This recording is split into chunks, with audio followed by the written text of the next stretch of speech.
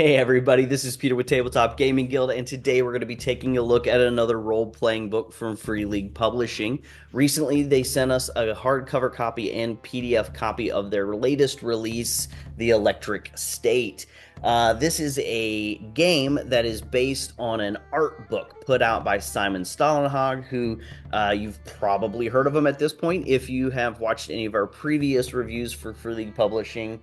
His art has graced the cover and the interior of Tales from the Loop, as well as others. And he put out an art book that had all of this very interesting, dystopian looking, post apocalyptic looking art.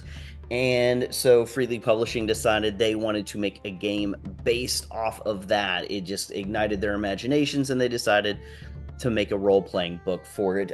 If you have heard of the Electric State, it might also be because there either already is or is coming a TV show or movie based off of this. I believe it's going to be on Netflix, if I remember correctly. And so they're making the show. Free League Publishing has made a game, and this is the hardcover for it. So the hardcover is about 220-ish pages long, has everything that you need in it. Whether you're the GM or the player, you can be reading up about the history of the world and how to make your characters. Also, at the back of the book, we do get a nice fold-out map of the region where the game is meant to begin, and that is in the region known as Pacifica.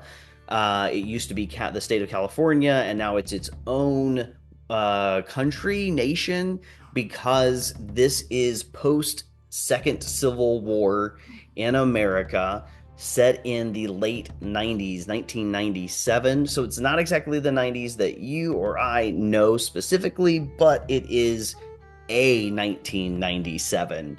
But yeah, the hardcover is nice, well put together as usual from Free League Publishing. This is interesting. They usually put out a really nice, like slick matte cover on their sci-fi books, but then they also do more of a cottony feel, texture feeling for their fantasy books. Well, this is not exactly sci-fi, not exactly fantasy, and so we get more of a matte finish on this one. It's not silky, it's not bright and shiny, but I like it. I think it fits the art style that we're getting with this game. But yeah, the book itself really nice. Lots of great art inside. But what we're going to do now is we're actually going to go to the PDF version that they sent us so that I can give you a little bit of a better interior view of the book itself so that you can see the art. And again, we'll just do a quick overview of the game itself. We're not going to get into the nitty-gritty of everything just because this game is also built on the Year Zero engine that most of Free League Publishing's other games are built as well. So again, we'll just touch on the very basics of it. If you've watched any of our other videos on the Year Zero engine, again, most of the other games, it's a D6 system. So we'll talk about it as we go through the PDF. But yeah, let's go ahead and dive into the PDF version of the game. And then when we finish there, I'll give you my final thoughts on the Electric State from Free League Publishing. All right, everybody, so here we are with the PDF of the Electric State by Free League Publishing. We're going to go ahead and jump to the back page of the PDF so that I can read the back of it, see what this is all about. The Electric State role-playing game is based on the art book The Electric State by acclaimed visual artist and author Simon Stollenhag. This tabletop RPG uses Free League's Year Zero engine, known from award-winning games such as Mutant Year Zero, Tales from the Loop RPG, Alien RPG, and the Blade Runner RPG. This is a game about a group of travelers heading out on a journey through a strange America in an alternate 1997. The ruins of gigantic battle drones litter the countryside, heaped together with the discarded trash of a high-tech consumerist society in decline. The game is not about the goal, but the journey, what the characters experience along the way, and how it changes them. This is a game of exploration, of finding out who you are, who your friends are, and what you are willing to do when the world collapses around you. Content warning. The Electric State deals with dark and existential themes. The stories told in this game can be violent, distressing, and raise issues relating to personal morals. This is not a game for children. All right, so that is, in a nutshell, what the game is about. And it does give us that content warning that this is not a game for kids. This is a very dark themed game. And again, it is based in an alternate 1990 era where it's post-Second Civil War here in America. Just a very interesting, dark theme, which is not normally my cup of tea. But with that being said, let's go ahead and jump to the table of contents and see how the book is broken down. So, Chapter 1, Welcome to the Electric State. Chapter 2, The State of Pacifica, which is going to be the ideal starting location according to Free League Publishing for this game. It's the area that they've fleshed out the most in the United States, or what used to be the United States. So we've got that section in Chapter 2. Then in Chapter 3, it's all about your traveler. So this is going to be where you're finding out how to play the game, creating your character, all of that. And then Chapter 4 is combat and neuronics. And then we get Chapter 5, the journey, which is going to be all about, especially for the game master, putting together a journey, what it looks like, how do you plan it, and then preparing your stops. Those are where all the action really takes place along the way. Chapter 6 is all about the threats, so you're going to find out about the creatures and robotics and everything that populate the world that will be stressing your players out and attacking them. Some NPC ideas, all of that in Chapter 6. Chapter 7, Into the Dust. Again, showing the GM how to create their first journey, creating stops and all of that. So it gives you a framework for one of these journeys so that you can take the information that you may have learned a little bit from the Chapter 5, the journey, and Chapter 6, the threats, and put it together into an actual journey here in Chapter 7. And then Chapter 8 is The Lone Traveler, which is all about playing this game solo without a game master. That is the basic rundown of these chapters. So jumping into Chapter 1, let's go ahead and change our view so we can see the 2-page spread that we always get here from Free League Publishing. So I say it every time we do one of these videos, but I love that we get a 2-page spread piece of art for each of their books whenever you start a chapter, and this book is no different. And already we can see a very, very dark theme here. This is, juxtapose this to the cover, which we'll jump back to that real quick. So the cover, obviously it's dark. We've got a dark sky. We've got the smoke billowing from this destroyed drone engine mechanism creature here off to the side. But that doesn't quite really encapsulate, I don't think, exactly how dark this game is going to be, but this, I think, does, right? So we've got, it's dark, it's nighttime, we have the spotlight of overhead pointing down on this lone individual who is plugged into what looks like almost like an old, right, phone booth. But they are directly plugged into this system, and they're wearing what looks to be some sort of VR headset, virtual reality headset, but they're in a very zombie-like pose, right? Almost like they're not even alive anymore, is what it looks like. So it's definitely going to be a darker themed game. And so if that's what you're into, right, existential dread, post-apocalyptic, then this might be for you. And then also from the image we see, again, this virtual reality headset, this guy's plugged in, so we get a little of like maybe cyberpunk theme going as well. But again, it tells us that it's set in an alternate 1997 time frame. So very interesting. So playing the game in chapter 1, we get into a little bit about that, but again, if you've played role-playing games before, you know that there's going to be game master, there's going to be players. This work of art, though, here on page 9, again, just so dark. Let's go back into a single page view.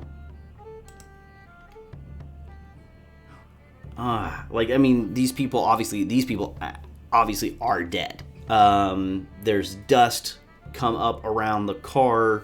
They're just laying in the sand. They're still wearing the VR headsets, but those are absolutely dead, desiccated bodies. But we do see, it looks like an individual off to the left. So this must be one of the travelers. This is somebody who's journeying along, and it looks like maybe a small droid robot thing standing next to them. And that's something in this game you can play as a person who like pilots a droid or a drone. So your physical form is whatever it is you're driving, but your body is not doing the traveling, not doing the journeying. So that's an interesting idea.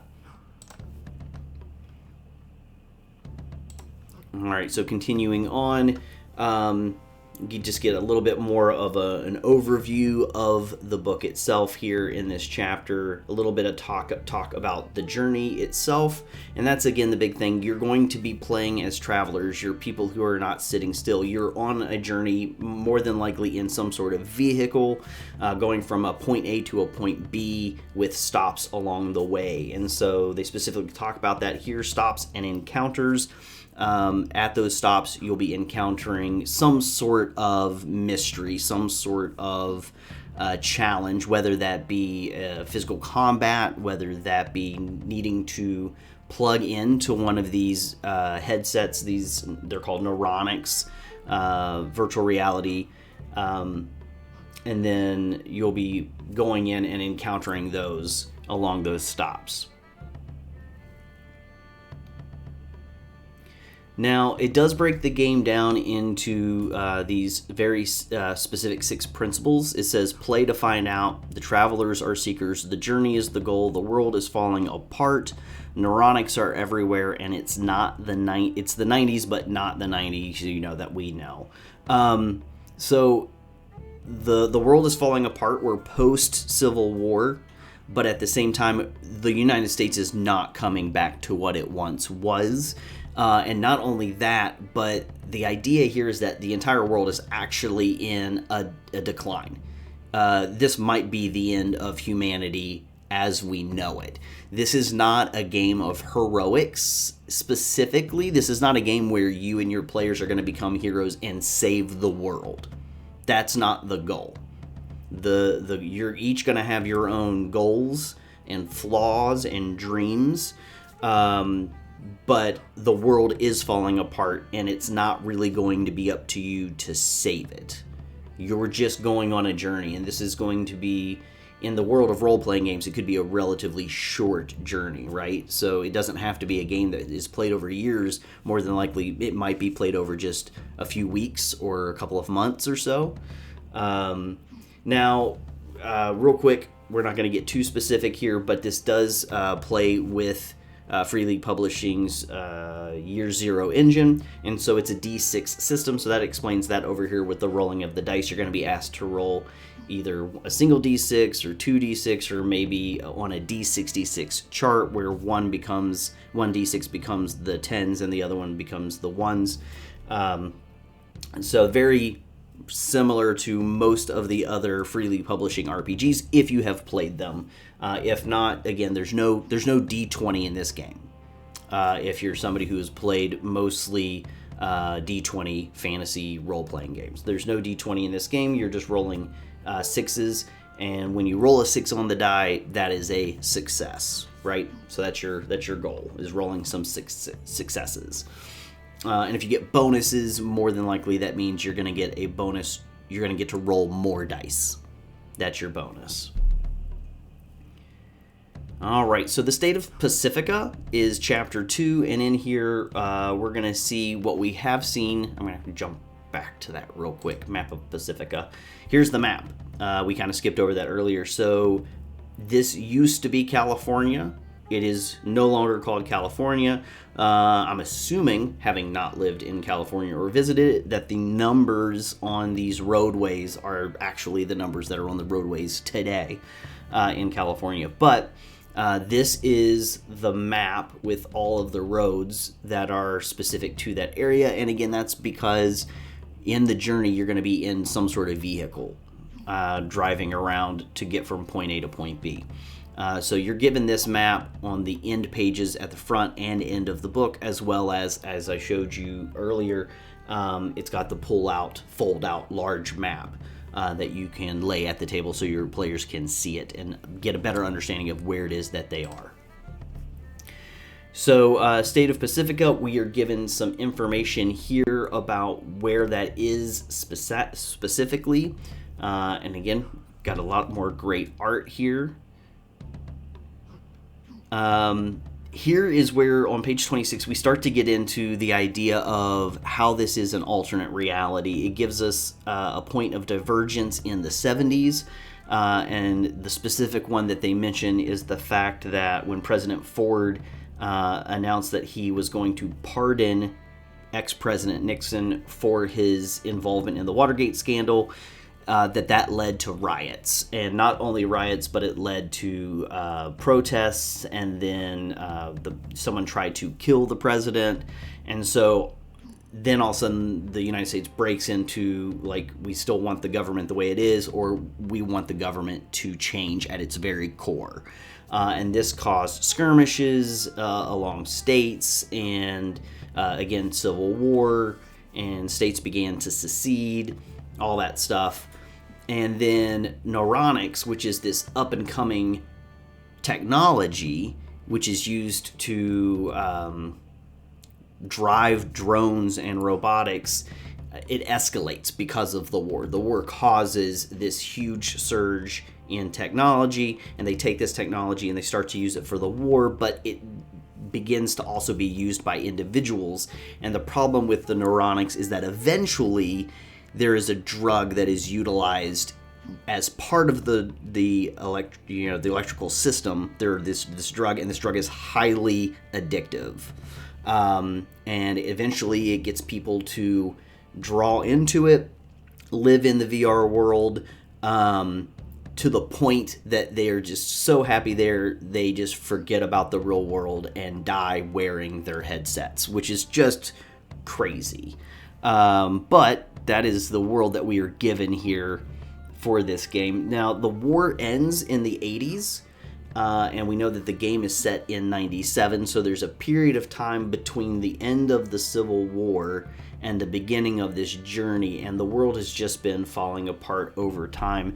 There is a large looming corporation called Center. We can see it here on page 28, that is kind of in charge of all the neuronics.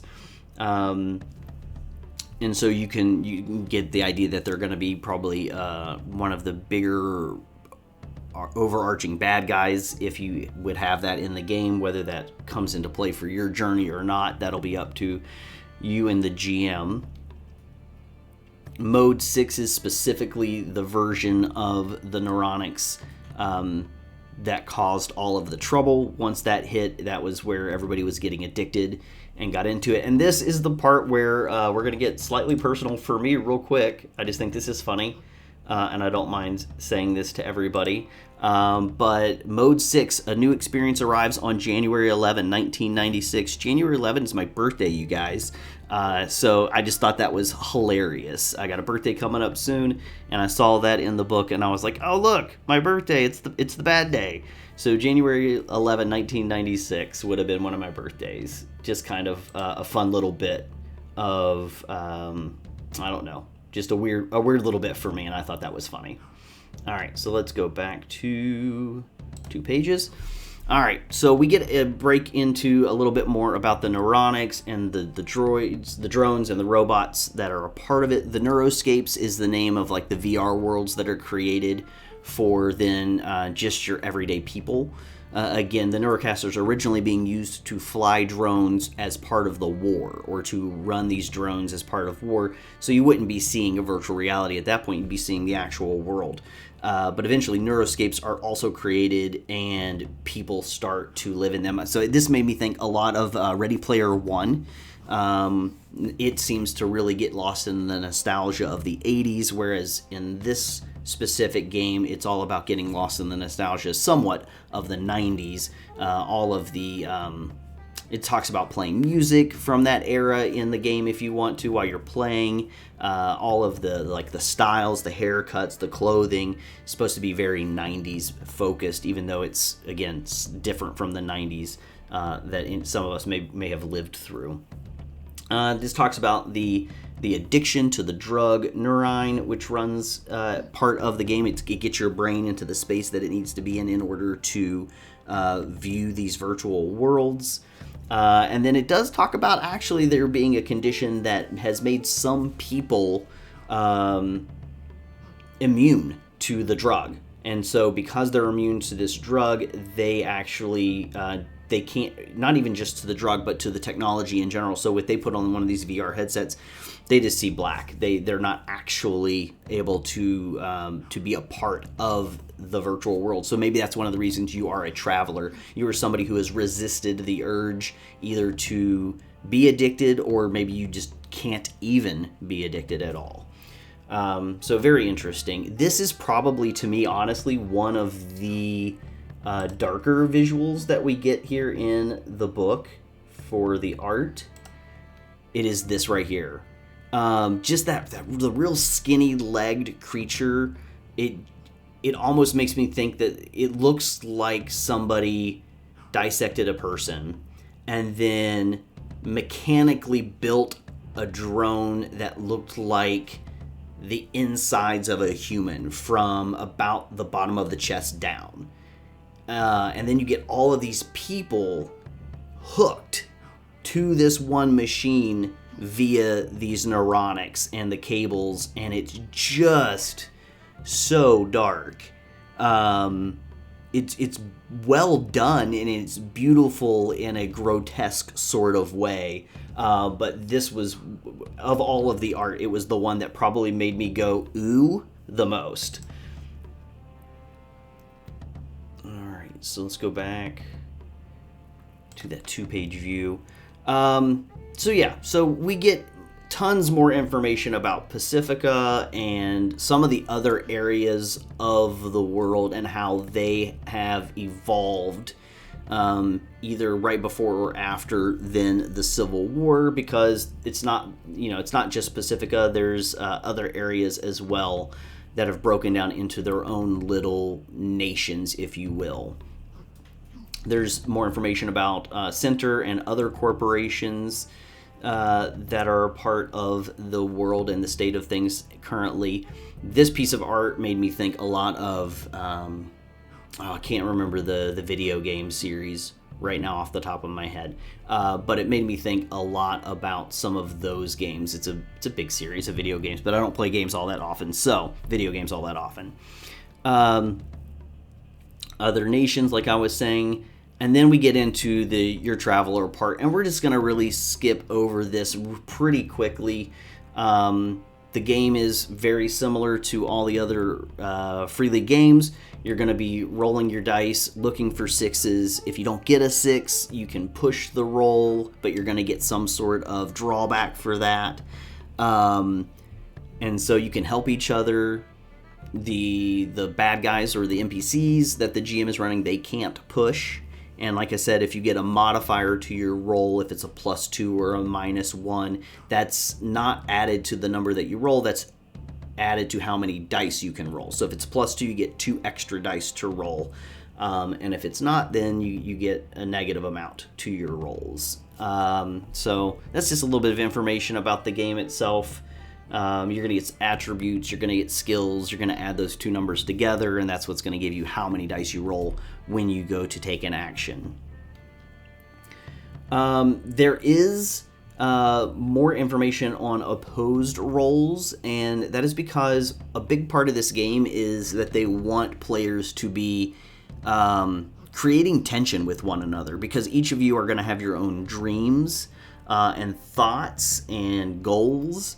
And so sometimes those are going to come into conflict, and they really want you to lean into that in your role playing in this game.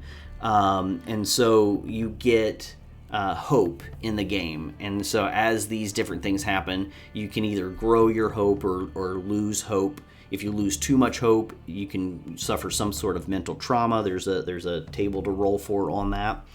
And then there's tension as well. So between opposed roles with players, when you create your characters, you're each going to choose a certain amount of tension that you have with each other. And that will affect your roles against one another as you have opposed roles against other player characters.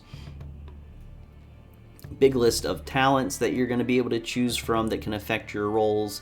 Here's information more about your dreams, your motives for why you're a traveler, or what it is that you're hoping for in the world, and your flaw, which there is a mechanic of trying to overcome your flaw in the game. And then your dream as well. If you're kind of role-playing into your dream, then that's one way that you can increase your skills as well at the end of sessions.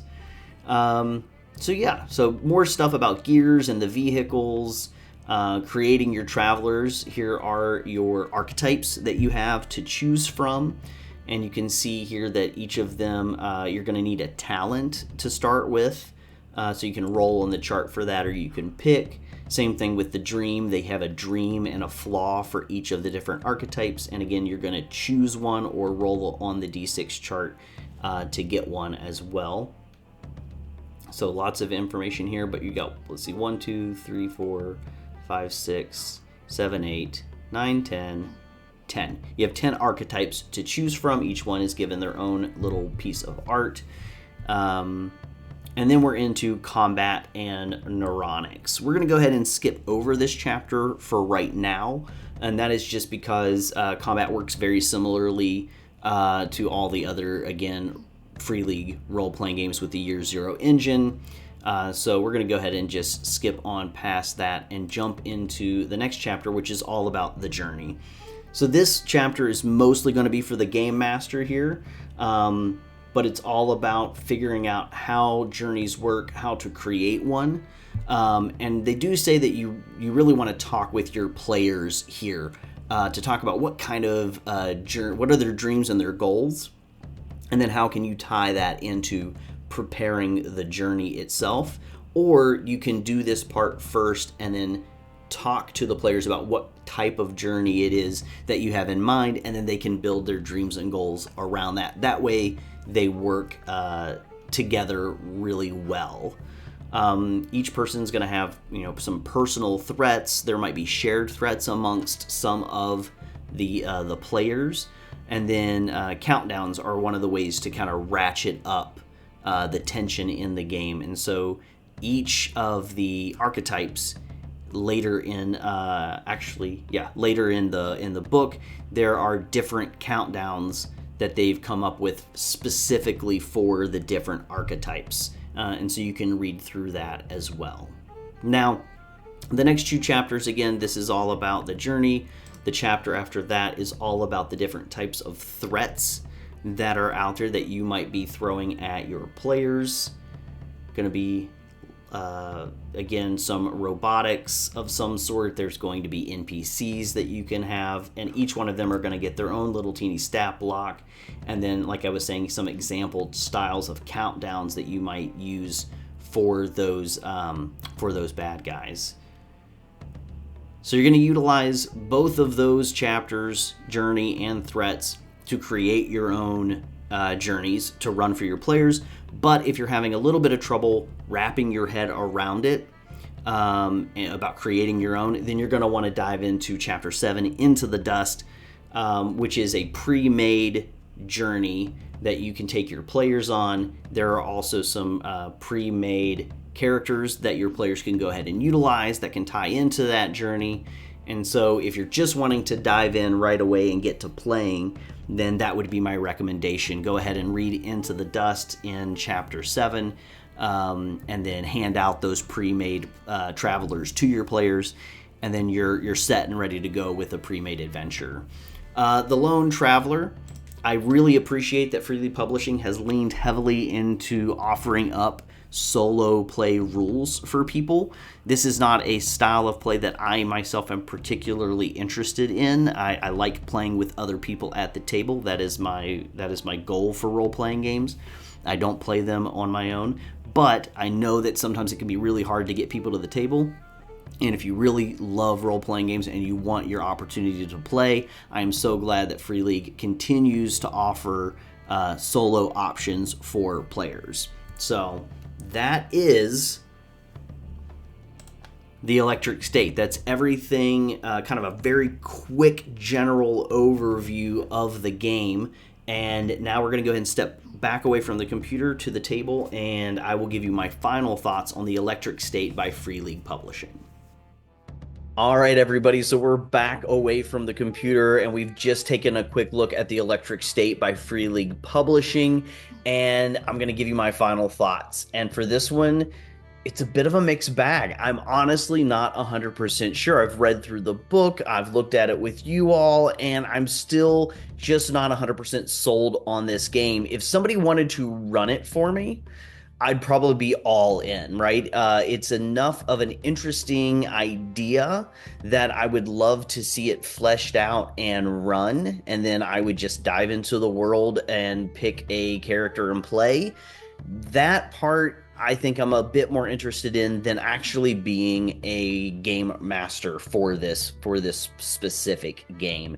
It could be because it's the genre that the game is in. It's a darker storyline, which isn't always exactly my thing, but that's interesting because I do enjoy like the Alien RPG. The horror aspect of that is interesting.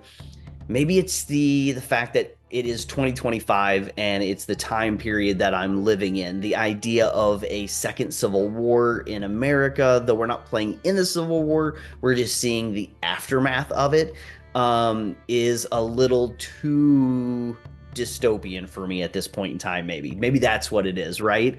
But all that being said, the art is super intriguing.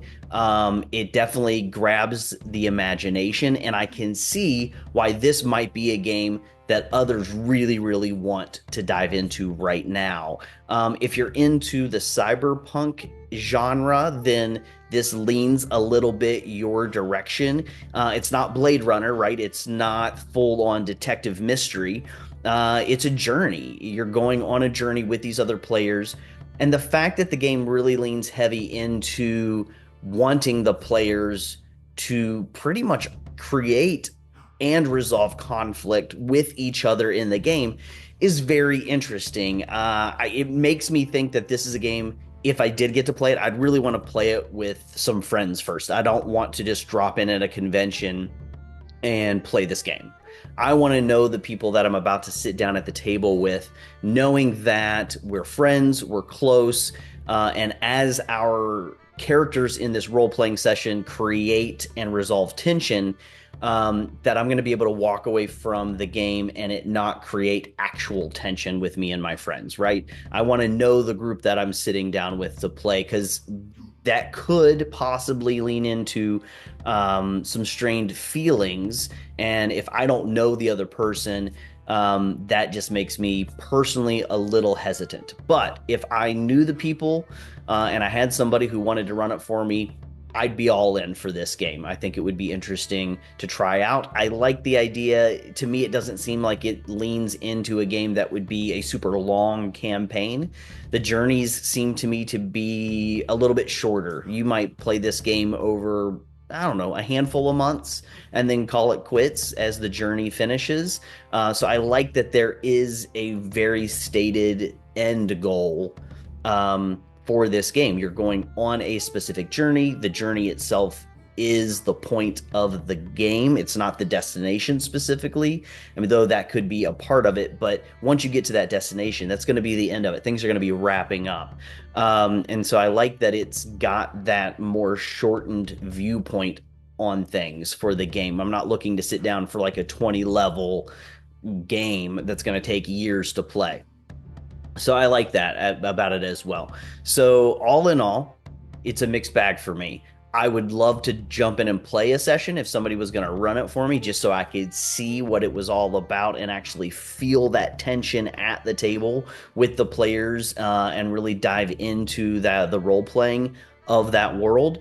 But at the same time, I don't think that this is a game specifically that has caught me enough that then I'm going to take the lead and get a whole bunch of people together to play the game, if that makes sense.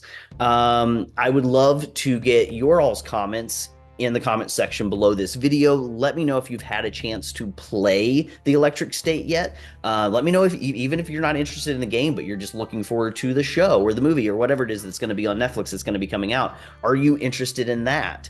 I'd love to know your thoughts and feelings on that. And yeah, if you're like super into it, let me know why. Tell me why I should be even more excited about this game. That would make me really happy if I saw that in the comments. So, with all that said, everybody don't forget to head over to freeleaguepublishing.com so that you can check out this game and all of the other fantastic games that they are continuing to put out. Let me know your favorite ones in the comments below. Head over to tabletopgamingguild.com to learn a little bit more about us. Check out all of the other hundreds of videos that we have here on our channel. Hopefully you find some other role-playing games or board games that we've reviewed that you're interested in. And again, when you watch those videos, don't forget, give it a like, subscribe to the channel, comment in the comments, let us know what it is you're liking about the content we're putting out and what you would like to see us put out. Until then, everybody, thank you so much for watching and keep on playing games.